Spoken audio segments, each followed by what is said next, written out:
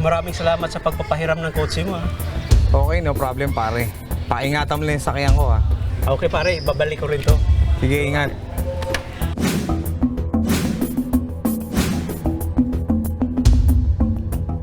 Hala, ano to? Beating the red light violation? Bad trip naman. Di naman ako may gawa nito ha. Attorney, inisyuhan ako ng ticket violation kahit na hindi ako nagmaneho. Legal ba to? Legal po ito. Ayon sa Article 2184 ng Civil Code, ang may-ari ng sasakyan ay kasamang mananagot sa anumang paglabag ng driver nito sa batas.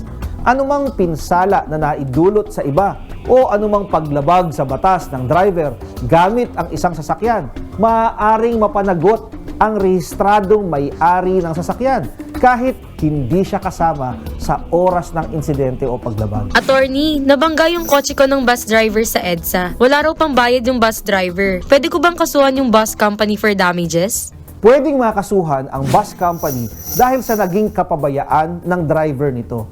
Ayon sa Article 2184 ng Civil Code, ang may-ari ng sasakyan ay kasamang mananagot sa anumang pinsalang naidulot sa iba dahil sa kapabayaan ng driver. Pero maaaring maabsuelto ang bus company kung maipapakita nila na sila ay naging maingat sa pagpili at pamamahala ng kanilang driver at naging maayos ang pag-alaga sa kondisyon ng kanilang sasakyan. Ang tawag po dito ay due diligence in the selection and supervision ng kanilang driver. Attorney, nagparenta ako ng kotse pero ginamit pala sa isang hold-up. Nagulat na lang ako nang makatanggap ako ng sabpina. Pwede ba talaga akong madamay sa kaso? Paano ko ipapakita na wala akong kinalaman sa naging krimen? Maaari kang madamay sa kaso dahil ikaw ang rehistradong may-ari ng sasakyan. Pero maaari kang maabsuelto sa criminal case kung maipapakita mo na hindi mo alam na ginamit ito para sa isang krimen at wala kang partisipasyon sa nasabing krimen.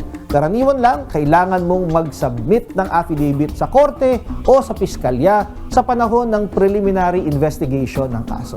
Kung kayo ay may nais isang guni sa inyong lingkod, i-follow lang ang aking Facebook account. Mga kapatid, Justin Quirino po. Masayang kwentuhan at makapulahang informasyon ang hatid namin tuwing umaga. Kaya mag-subscribe na at mag-follow sa social media pages ng News 5.